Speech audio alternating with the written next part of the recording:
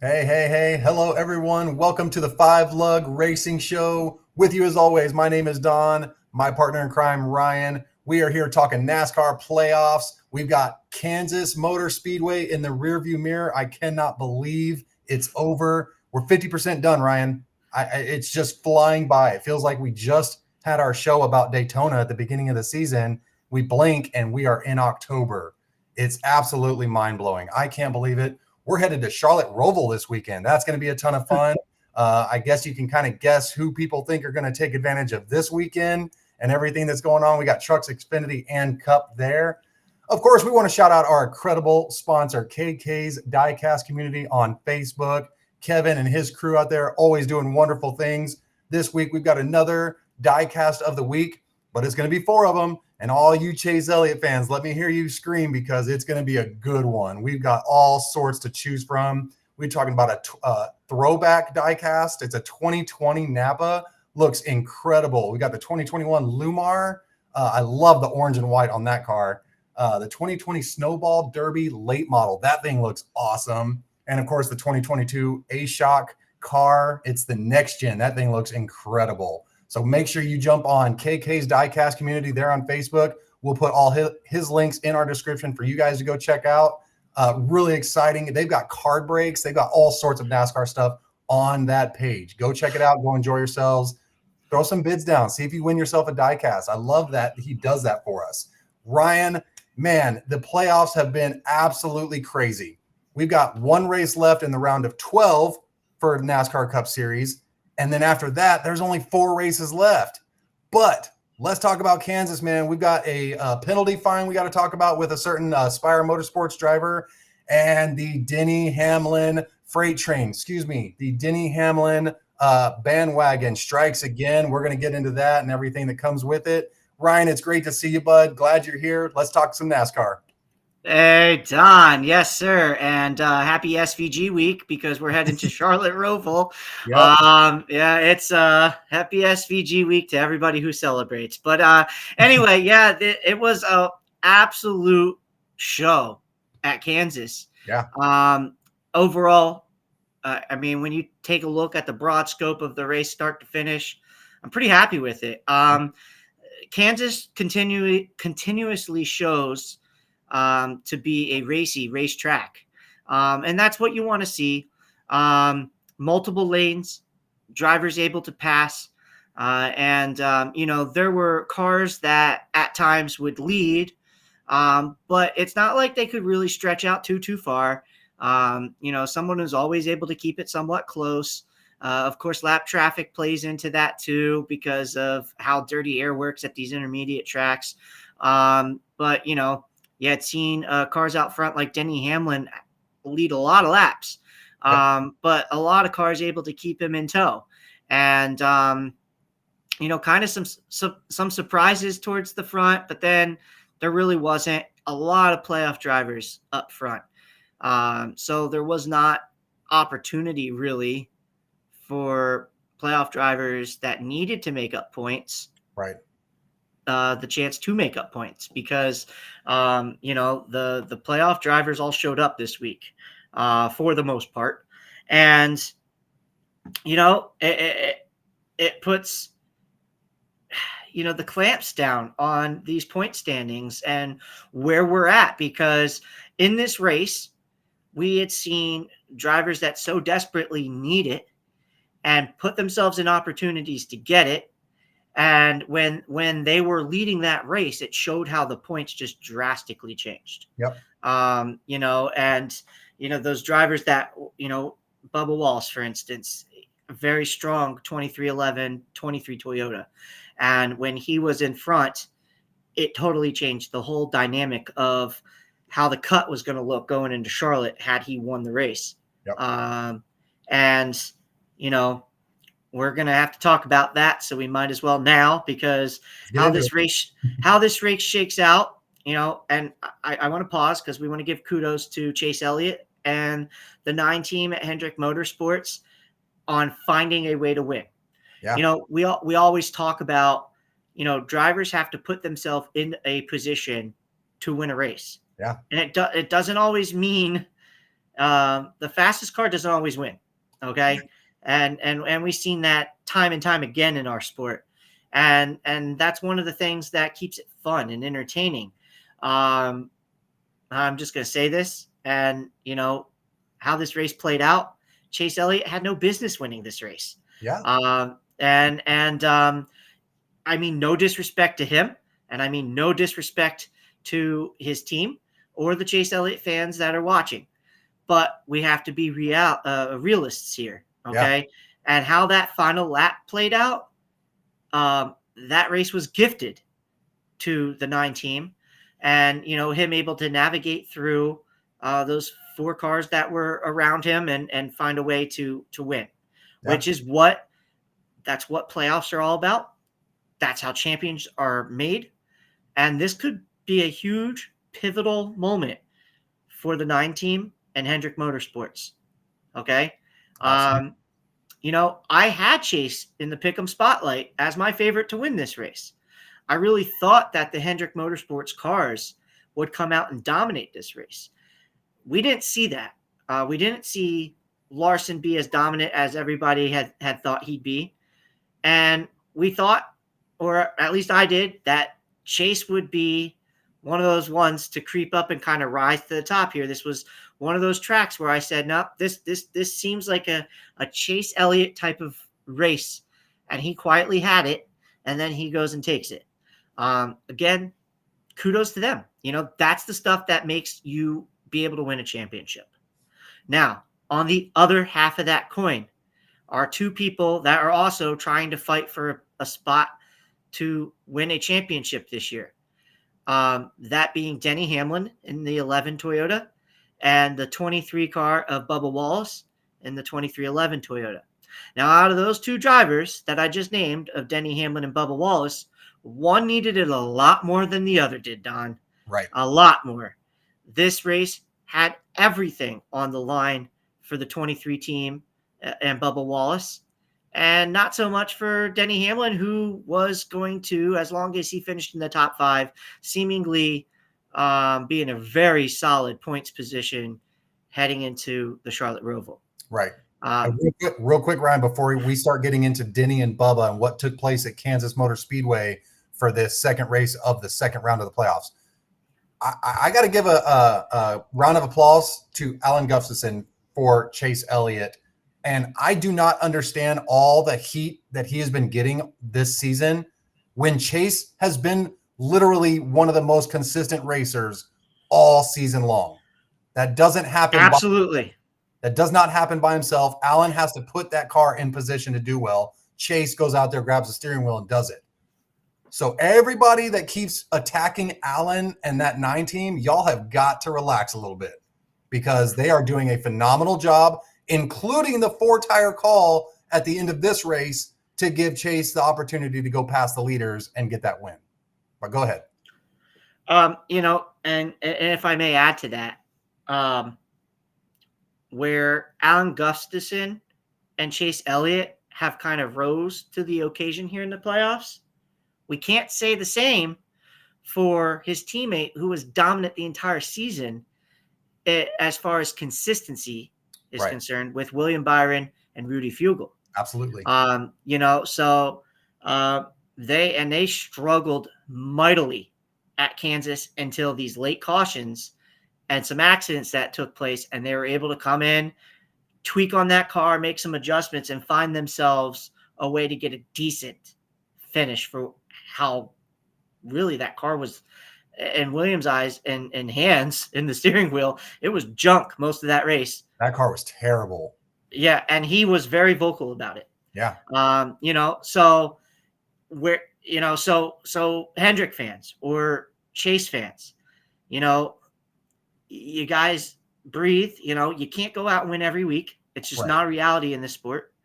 And you just want your guys to have a shot. Right. And when they have that opportunity and other people make mistakes, they capitalized on it this weekend. Yep, so, again, applause to them. But then, we talk about that mistake, right? And we need to talk about that, because Denny Hamlin seemingly just put everything around him and just threw it out on that final lap and only thought about himself. And he admits that, he wanted number 60. He wanted that 60th win so bad. He seemingly didn't care at what expense he was going to get that win. Right. Or give himself an opportunity to get that win. And only because on the second to last lap, Christopher Bell and Bubba Wallace on a green, white checker restart make a little contact. And the way that it's almost like the Red Sea's parted, and here comes the 11 with momentum. Yep. And he's able to get around the 20 and then get to the 23. And so going down on the final lap, going down the backstretch, Denny was there, had a run, and in my eyes, he could have pushed the back bumper right where it said Toyota. He could have nudged that. They both could have rode off into turn 3 with all the momentum in the world and left everybody else in their dust. Right. And then Denny could have potentially tried to get underneath him in between 3 and 4 and try to settle it for a win there. Right. Instead, he does the absolute opposite of that, pulls out and breaks that entire wake and allows all the Pied Pipers behind him to close that gap. Yep. And mind you, Denny Hamlin had a dominant piece in this race. He led a ton of laps, but he also had a steering issue. Yep. And that steering issue was getting worse and worse and worse as that race went on and progressed. And when he gets underneath a car, and heaven forbid you get tight, and he got tight, yep, he couldn't turn the wheel any harder to the left and just goes up the track into the 23 car, puts his own car that he owns that desperately needed that win to get to the next round of the playoffs. Now, mathematically, Bubba Wallace is still alive this weekend going into the Charlotte Roval, but that was about to be a win for the 23 team. Right. And they had a fast piece the entire weekend too. Let's real quick. They had issues in stage 1, and then after the first pit stop and they made some adjustments, Bubba Wallace was flying. I mean, absolutely, it came back to life. Yep. He had a new lease on life, it seemed. Yeah. And I want to reiterate on that too. In years past, when Bubba Wallace and the 23 team had a bad stage like that, they packed it in, and they never were able to recover. It usually ended up in a DNF from frustration from Bubba because he would find himself in trouble, forcing the issue. We're seeing a completely different Bubba Wallace this year. And also lots of back and forth between Bubba and his crew chief. Right. Back then, which was Booty Barker. No Correct. Disrespect to Booty, but those two seemingly lost their chemistry. Correct. And there was a change atop the pit box this year for Bubba Wallace with Charlie Denny, who they had taken from Bill McElhaney Racing in the Truck Series. And Denny has been, between him, Bubba's new mindset, and just the overall equipment they're getting, it's been a career year for Bubba Wallace. And he darn near had his second win on the season, and this short, basically, and kind of just, from I'll just say it, the selfishness of Denny Hamlin in that moment took a win away from Bubba Wallace, and totally changed his trajectory potentially in this playoffs. Right. But yeah, I mean, you gotta tip the hat to the maturation of Bubba Wallace. And I've been saying it all year. He's having a career year. It continues. And win, lose, or draw this weekend, and how things play out, whether he advances or not, still going to be a career year for Bubba Wallace. Folks, he won a Crown Jewel event. Yep. He's had dominant pieces in other races, just couldn't close at the end because of things out of his control sometimes, accidents, drivers during him, on final laps or getting close to the end. I think back to Homestead, Right. he had an amazing car there. Him and Larson got a little contact and it upset the 23, but little nuances here and there change your race, change your season, right? But hats off to Bubba. They've been the team to beat out of the 2311 stable most weeks. Right. And that's saying a lot because he flipped the script. Just less than a year ago, that 45 car was in the championship 4. So for the 23 to come out and say, hey, hold on a second, we got something to say about this too. And they have done it. They have put their money where their mouth is. They are showing out. And, minus 1/2 of a lap at Kansas, we see the 23 car in the round of 8 of the NASCAR Cup playoffs. So absolutely. But Don, I'm curious on your take on this. We kind of played it out on how it happened, and this footage is replaying as we talk about it. But what were your thoughts in that moment? Because if we recorded that episode right after that race ended, I was hot, and listen, I try to put and be unbiased, but I've been a Bubba Wallace supporter, for a very, very long time. And, just when I was starting to like some of what Denny was, feeling that the bandwagon, right? He said, right. He said, you can either get on the bandwagon or get run over by the bandwagon. Denny Hamlin's words. I guess Bubba never got on that bandwagon, so he got run over by it, but yeah, I'm just curious. You're in that moment, Don. What was going on in your head? In that moment, I was frustrated. And I was frustrated not because obviously I like to support Bubba Wallace. I love the way he approaches racing. I love how he is with the fans. I think he's incredible for the sport. I know he's got a lot of haters. I'm not ignorant to that. That is none of us are. None of us are ignorant to that. Right. So that set aside, personal opinions, Bubba Wallace, the race car driver. It was really awesome to see him coming out of turn 2 at Kansas Motor Speedway with a chance to win that race and find himself in the round of 8. Now, Denny Hamlin is arguably the best driver in the next gen era. You can make an argument for a couple other drivers. I know championships have fallen into Penske for their success in the playoffs, but statistically, you're right. Denny Hamlin is absolutely incredible with this next gen car. Denny Hamlin knows everything there is to know about drafting, dirty air, the wakes, every single little tiny aspect of this race car. He has it figured out to a T. So I'm trying to make it make sense why Denny Hamlin, knowing the information that he knows, having a car that's, I would say limping, but it wasn't limping because it was still crazy fast, but he had his steering issues. He knew he had steering issues going into turn 3 with Bubba Wallace. Mm-hmm. He knows. We all know if you put these cars side by side, it automatically slows you down and allows your competitors to catch up like that.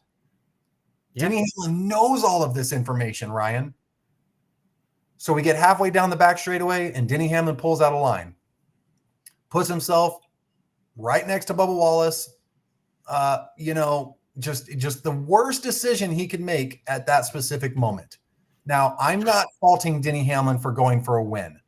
I will never fault a driver for giving it all they got for their crew, for their owners, for their sponsors, and most importantly in this sport, the fans. I will never fault a driver for putting it all out on the line. But when you make the decision to put you and your own race car in jeopardy like the way Denny did, I can't support that, and I can't defend it. There's nothing to defend.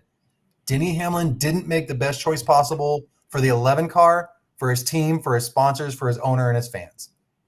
Right. I don't know what else to say. And so we see Bubba Wallace get washed up into by the 11 car that couldn't turn. We see Chase Elliott take full advantage of his 4 fresh tires. He sees 2 Toyotas go washing up the racetrack, and he doesn't even see race cars in front of him at that point. Right. So hats off to the Mustache Man and Chase Elliott and all the 9 fans out there, because that was an awesome win for you guys. But as far as Denny Hamlin goes, man, got to be better. You have to be better than that. And it's stuff like that. When that stuff happens, it's not a surprise that Denny Hamlin's not a champion in 2025 yet. So Ooh. that's my opinion. Denny Hamlin's probably going to be safe to go into the round of 8. Anything can happen there, but I think he's safe after the Roval if he stays out of the way, stays out of trouble. But he had at least 3 other options to take, and he took the worst possible one at the worst possible time, and that's why we're talking about a Hendrick number 9 win and not an 11 or a 23 win this weekend. Yeah, Don, you're absolutely right. And like I said, had I come on right after, I would have been hot, but Denny had some words come out of his mouth on actions detrimental, his show on Dirty Mo Media. Right. And, I had to watch part because of what we do, right? But I needed to hear it from him and what, even after, so a day had gone by, he had time to marinate in his thoughts and actions. And he flat out said, I'm not going to apologize. And that, NASCAR fans seem to forget that on Sundays, I'm the driver, not the owner. Right. And Joe, meaning Joe Gibbs, pays me a lot of money to go out and win races for my team and put myself in a position to win a championship. Right. None of the words that he said in that moment are wrong. Correct. That is absolutely right.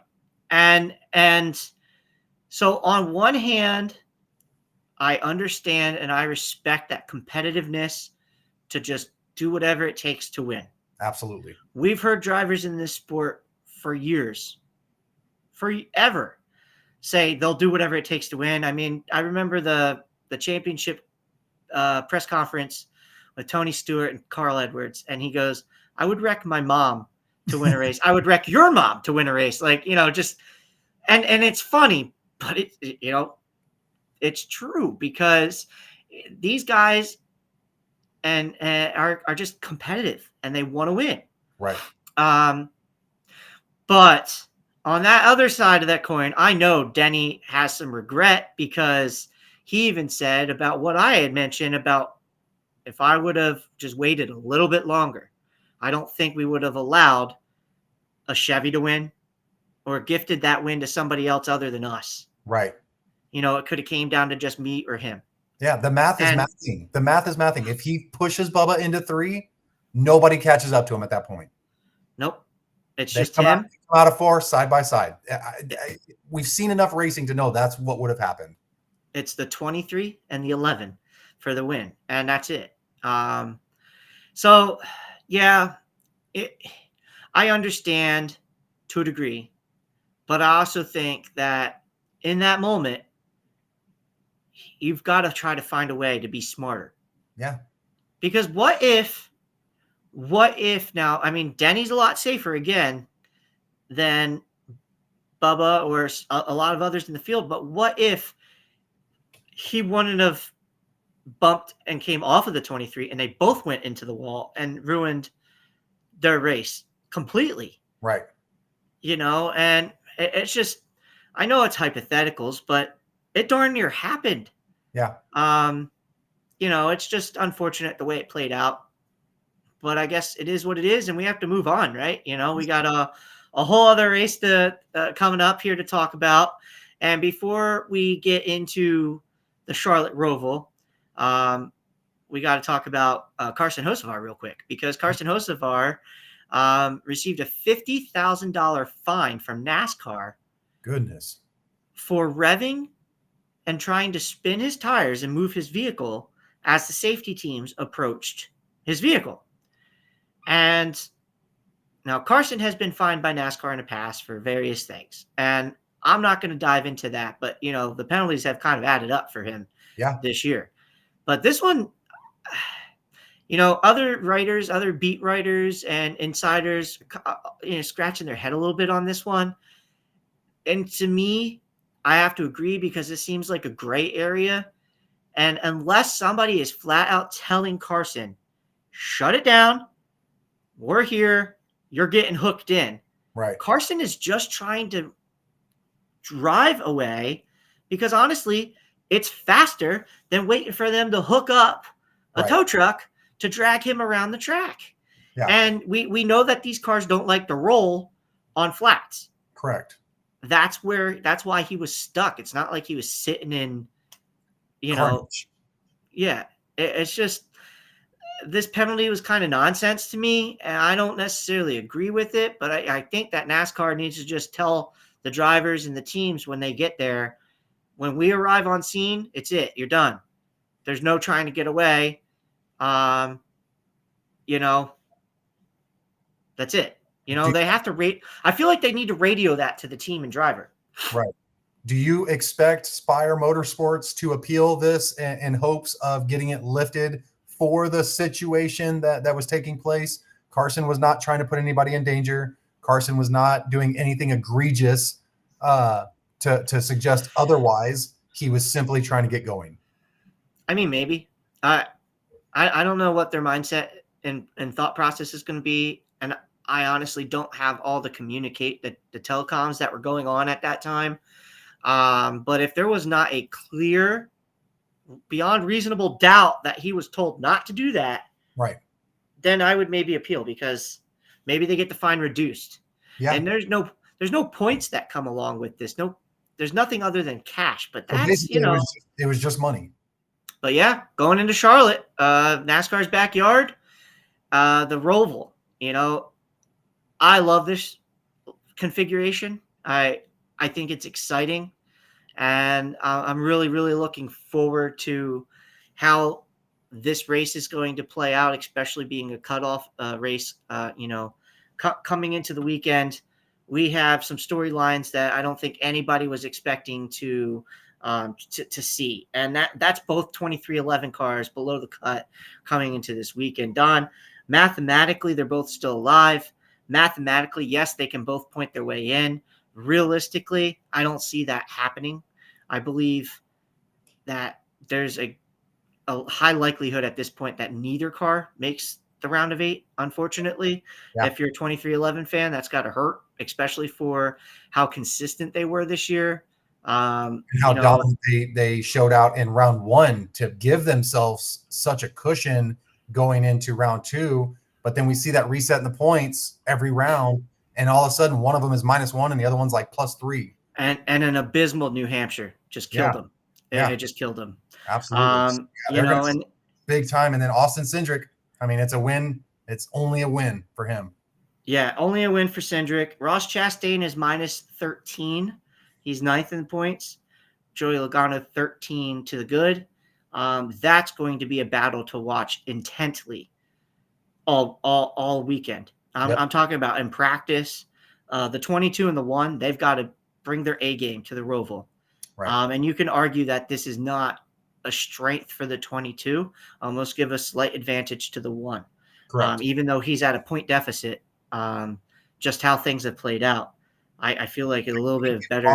If Ross qualifies well enough, I think he can find himself with some stage points that'll cut it down to -1 or -2 by the end of the race. And if he can just finish a few positions ahead of Joey, he might be okay. Yeah, and Ross is a good road racer. His first career win came on a road course, so we can't forget that.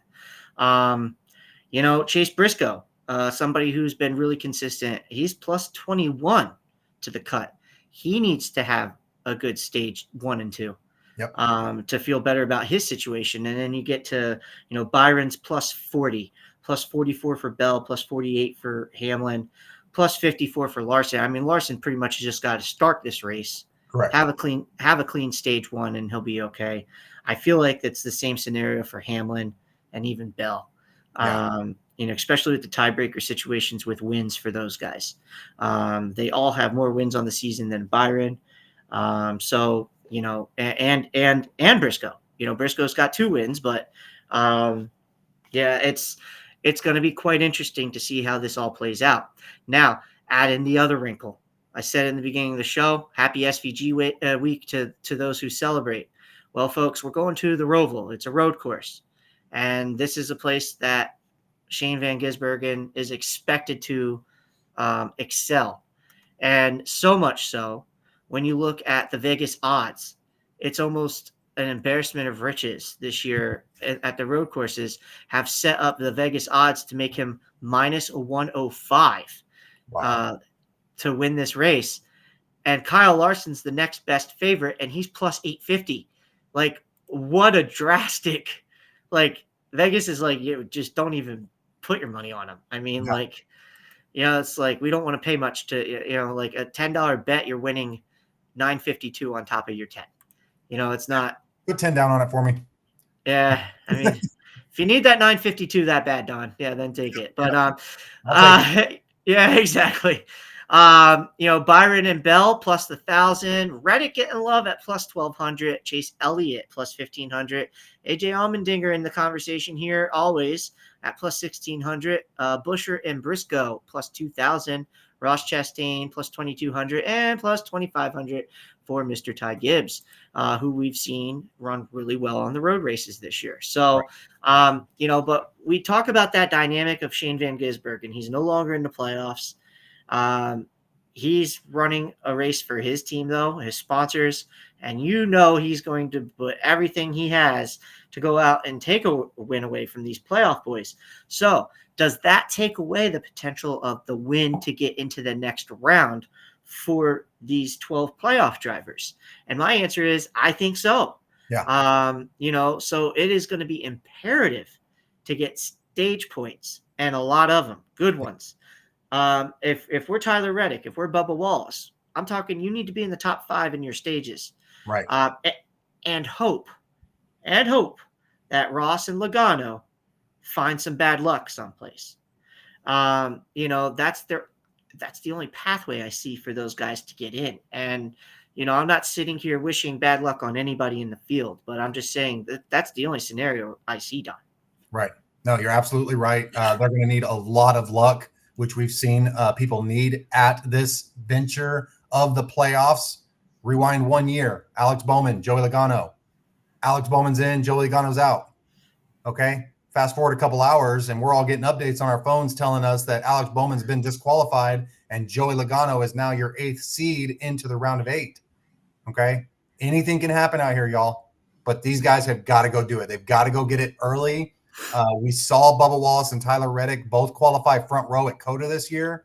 They're more than capable of getting stage points. Keep the noses clean. Keep the fenders on it.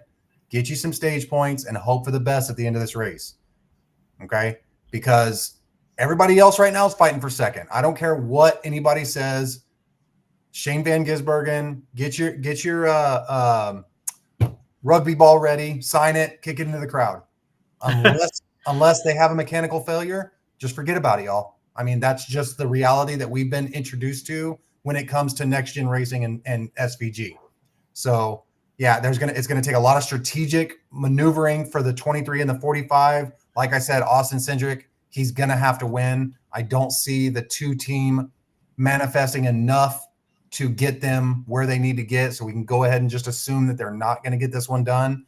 Ross Chastain has the best shot out of anybody below the cut line. You mentioned it earlier, his first career win at COTA 2022. He can win on road courses, y'all, but now he's got a teammate that is very, very fast. So he's fighting him for that. Will we see some team help in that situation?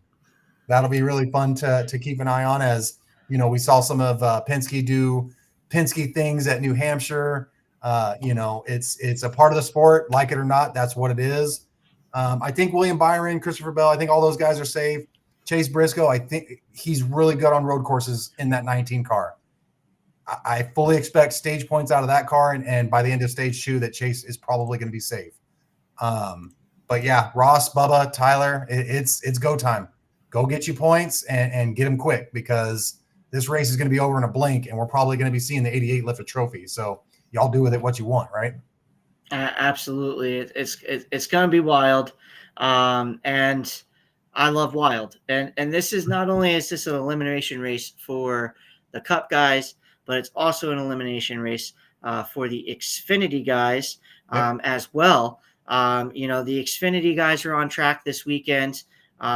Their cut line is super tight. I mean, like, it's beyond ridiculously tight. We're talking Sammy Smith is in 12th place, 14 below the cut, and 5th place in points is 16 above the cut. So a mistake there, or not getting enough stage points there in the Xfinity series. Watch out, folks. Every lap matters in the Xfinity series. And when it comes to the trucks, we're going to see the Craftsman Truck Series here for the first time ever on this configuration. It is the first race in their round of 8. So, it's wild that they have a road course to start off the round of 8 for them. I kind of love that dynamic. A nice little wrinkle, so to speak. But if you have a bad start to these races or these rounds and segments in the playoffs, we know how hard it is to come out from behind that 8 ball. So really, really excited for an action-packed weekend in all 3 series on the track. I can't wait to see how it all plays out, Don. And I know we're getting close to our Pick'em Spotlight. I just want to, before we go into that, there's a couple keywords about, drivers that are fighting and, giving it their all and just pushing for a positive outcome and making the most of it. And, racing is everything to us, right? We love it, but life is bigger and more important. I just want to give out a shout out, verbal shout out. I know we put one on the page, but I want to lift up little baby rookie Reddick. As we know, and those in the NASCAR community and the fans were shared into the know that rookie has been in the pediatric intensive care unit with a working diagnosis of heart failure. I don't know all the details myself personally. I know that he did receive a blood transfusion. I know that, he's still in intensive care and receiving treatment, and they're getting answers and diagnosis and tests and all that stuff. And, we just all the best to the Reddicks. If Tyler Reddick were to not strap into a race car this weekend, I would 100% understand. Absolutely. And it's just, it's a shame. He's, just a little guy, and it really just, my mind is and heart is heavy for them, and I just, I'm a father of 3 too, so I just get choked up thinking about it. So all the best to the Reddicks, and rookie, you keep fighting, buddy. We'll be here to lift you all up. But so Ryan, very well said. It's that time, the Pick'em Spotlight, and we're just going to do the Cup Series this weekend, and as far as our Pick'em Spotlight, but we'll have graphics for everybody else for the social media. So make sure you check us out on Facebook, Instagram, like, subscribe, YouTube, all that fun jazz. We just have to put that shameless plug in there. But you're going to see a lot of similarities, I think, on the Pick'em Spotlight this week. But I'm going to start off with my favorite, because I think we all share in the same one.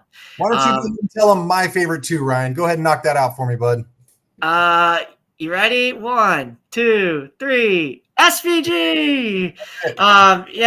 Guys, he's becoming inevitable on these tracks, and our buddy Kevin Keeling from KK's Diecast community also shares in SVG. So get ready to see a lot of Shane on the graphic and, on social media. No surprise there. So let's talk about the dark horses, though. Yeah. My dark horse is going to be from the Joe Gibbs Racing stable. Road racing has been a strength of Joe Gibbs Racing the entire season. They've shown speed and pace at all the road courses. And this particular driver has had something for or been in contention with SVG at a handful of the tracks this year that Shane has won at. And that's Chase Briscoe. Chase Briscoe is plus 21 above the cut, but he needs a good race to ensure himself a spot in that nice round of 8 that, to continue his chase for a championship. I believe that he's going to have the pace in the 19 car to do it, because they've had pace seemingly, since Pocono. I mean, and a little bit before. They've Yeah. just been spot on. And I don't believe they miss here this weekend. As long as he could avoid any of the silliness going on, I believe Chase Briscoe is going to have something to say by the end of this race and could shock a lot of people if he wins here at the Roval, folks. Yeah, absolutely. Great pick. And I love the Chase Briscoe pick because Chase Briscoe had a front row seat at Sonoma for what SVG. Now, I don't bring up Mexico City for a reason because Mexico City, I think Shane is still pulling away in that race, if I'm not mistaken. I think he's about 437 seconds ahead of everybody else. But as far as the Sonoma race goes, Chase Briscoe was trying to go toe-to-toe with SVG. And, man, he threw everything he could at him. Post-race, he went and congratulated him in victory lane and said, if I had to guess what it was like playing against Michael Jordan in basketball, that's SVG at the road courses. Those are big, big words. And Chase Briscoe had a front row seat the entire race. So as far as that goes, and the 19 team and the way they have connected this season, Chase Briscoe in his magical season, first season at JGR, I would not be surprised to see a top 5 and possibly a win if we see some SVG struggles this weekend.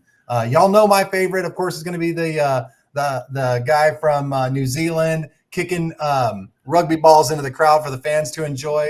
But I've got a dark horse who comes from the same exact garage track house. We've seen Ross Chastain do crazy things with his back up against the wall. If you don't know what I'm talking about, you ain't a NASCAR fan.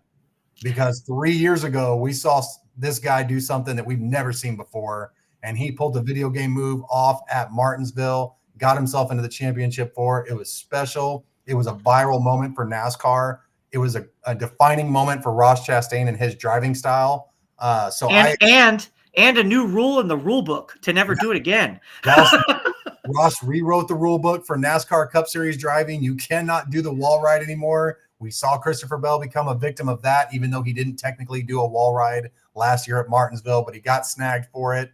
Everybody has, their opinion on what took place there. But I really like the Melon Man. I think he's going to show up with a ton of speed. Obviously, coming from Trackhouse, he knows what he wants out of that race car because SVG is telling him, hey, this is what you want out of this race car. So I fully expect the Melon Man to be making some noise this weekend. I don't see Joey Logano having very much luck as far as this race goes. So that's going to open the window for Ross Chastain, who's only minus 13 to that cut line. Joey Logano struggles a little bit. Ross Chastain can take advantage of it. And he's more than capable of winning at road courses. Give me the number 1 Chevrolet Camaro Trackhouse Ross Chastain, the Melon Man, for my dark horse. Absolutely love it, Don. And so does Kevin Keeling from KK's Diecast community because he is actually piggybacking on your picks. And these picks were made at separate times through different messages. And it's just coincidence that you guys landed on the same thing. I mean, well, the Shane thing's no surprise. I mean, listen, we all landed there. But yeah, I can totally see it. And like you said, I think the one team is primed to pounce if Logano slips up just a smidge. That Trackhouse Racing team is going to slide right into that 8th spot there and looking to transfer after this weekend. And, of course, if a couple guys have some mishap and the 2311 teams can figure it out, they might find themselves get lucky into it too, but their work is cut out for them. I honestly feel like, aside from Ross, everybody else, Bubba, Tyler, and Austin Cindric, they've got to win. And I don't know. I don't know. Out of those 3 that have to win to get in back against the wall, I would side with the 45. But just we'll see. We'll have to watch, and it's going to be really, really fun and exciting. One more thing on that, Ryan, because if we see somebody like Ross or Bubba or Tyler win, that messes up the entire list. Okay, we put that car up on the top, and then everybody else gets pushed down one. That puts you Chase Briscoe's in danger. Of course, Joey Logano's in danger, but that puts him even more in peril. So, just keep your eyes on it, guys, because this is going to be a really crazy race. Anything can happen. I'm excited for it. I can't wait. But, another wonderful episode with you, Ryan.